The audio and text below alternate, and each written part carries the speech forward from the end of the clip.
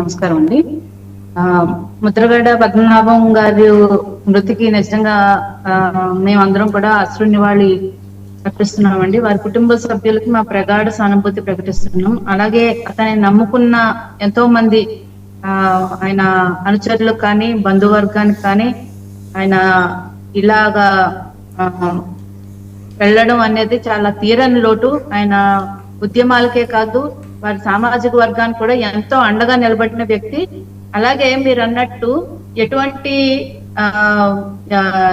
ఏదైతే తీవ్రమైన విమర్శలు చేయడం కానీ అదుపు తప్పి మాట్లాడటం కానీ ఒక మర్యాద పూర్వకంగానే ఎప్పుడు కూడా ఆయన సంబోధించడం అండి అండి అనే తప్ప ఎవరిని విమర్శించినా ఆయనకి రాజకీయంగా కానీ ఆయన యొక్క పద్ధతులతో కానీ విభేదించిన వాళ్ళని కూడా చాలా మర్యాద పూర్వకంగానే విమర్శించారు. కానీ ఆయన ఎప్పుడు ఒక రకమైన లైన్ దాటి బూతులు మాట్లాడటం కానీ వాళ్ళ మీద అన్యాయంగా విరుచుకుపడటం కానీ ఆయన ఎప్పుడు చేయలేదండి. ఒక హోందాతనం అన్నది రాజకీయాల్లో ఎలా ఉండొచ్చు, మనకి విధానపరమైన విమర్శలు ఉంటే, మనం విభేదాలు ఉంటే ఎలా విమర్శించవచ్చు అన్నది ఆయన ఒక ట్రెండ్ మార్క్ లాగా సెట్ చేసి పెట్టారనే చెప్పాలి సార్.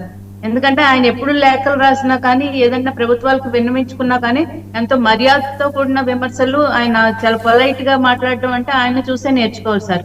అలాగే కాపు సామాజిక వర్గానికి ఈ రోజు ఏదైనా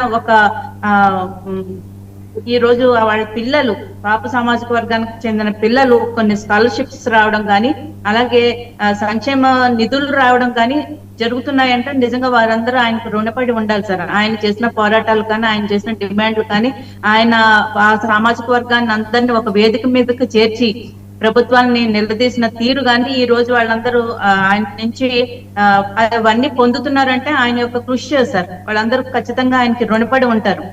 అలాగే ముద్రగడ పద్మనాభం గారి జీవితాంతం కూడా ఆయన మొదటి నుంచి కూడా పోరాటాలతోటేనే సాగింది సార్. ఆయన ఒక ఎమ్మెల్యేగా ఉన్నా ఎంపీగా ఉన్నా ఎన్ని రాజకీయంగా ఆయన ఎదగాలనుకుంటే, నిజంగా ఇందాక మిత్రులు అన్నట్టు రాజకీయంగా ఎదగాలనుకుంటే ఆయన చాలా ఉన్నత స్థానాలకు వెళ్లే వ్యక్తే. కానీ తన సామాజిక వర్గం కోసం కట్టుబడి ఆయన అదే ముఖ్యం, వాళ్ళ సామాజిక వర్గాన్ని ఏదైతే ఉన్నత స్థితిలోకి తీసుకురావడం మాత్రమే ముఖ్యం తన రాజకీయ భవిష్యత్తు కోసం కంటే కూడా అని ఆయన నిర్ణయించుకుని ఆ విధంగా సాగడం.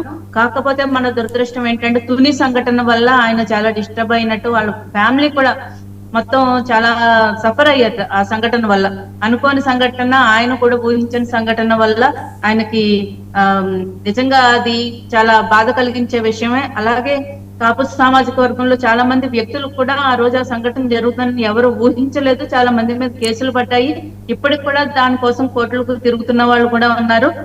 అది కాకుండా ఆయన జీవితాంతం కూడా ఆయన చేసిన ఉద్యమాలు, ఇందాక పళ్ళం గరిట ఉద్యమం అన్నది చాలా ఫేమస్ అయింది సార్. నిజంగా ఆయన ఇంటికి వెళ్తే చేతికి ఎముక లేకుండా వెళ్ళిన వాళ్ళందరికీ సాయం చేసిన వ్యక్తి. ఎంతో మందికి ఆర్థికంగా, అంటే మనకు బయటకు తెలిసిన కొంతే సార్, తెలియకుండా వెళ్ళిన సహాయం కోసం వెళ్ళిన ప్రతి ఒక్కరికి ఆయన నిజంగా ఆ సామాజిక వర్గానికి ఒక దేవుళ్ళలాగే నిలబడ్డాడు సార్. అందరికీ అండి. ఆయన ఎప్పుడు he did not confine himself to one particular community. ఆ సామాజిక వర్గం కోసం ఉద్యమం నడిపిన ఆయన ప్రజలందరి నాయకుడిగానే ఉన్నారు చివరి వరకు. అవును సార్, కిల్లంపూడి దగ్గర ఎవరికి ఏ సమస్య వచ్చినా, ఒక పేదవాళ్ళు ఒక ఇంట్లో ఆడబిడ్డకి పెళ్లి జరుగుతుందని వెళ్ళినా, లేదంటే ఒక ఇంట్లో సమస్య ఉంది, ఆరోగ్య సమస్య ఉందని వెళ్ళినా, అందరికి వెళ్ళిన వాళ్ళందరికీ ఆయన తోచినంతలో సహాయం చేస్తూనే ఉన్నాడు. ఆయన ఆస్తులు కరగబెట్టుకుని ప్రజల కోసం, జనాల కోసం ఖర్చు పెట్టిన వ్యక్తి సార్. ఎప్పుడు కూడా ఆయన రాజకీయ జీవితంలోంచి, ప్రజల్లోంచి ఏదో వాళ్ళ కార్యకర్తలను, ఇంకొక ఆయన అనుచరులను వాడుకుని ఆయన ఎప్పుడు సంపాదించుకున్నది లేదు సార్. ఆయన ఆస్తులను ఖర్చు పెట్టుకుని ఆయన అందరికీ సహాయం చేశాడు, అందరి కోసం నిలబడ్డాడు.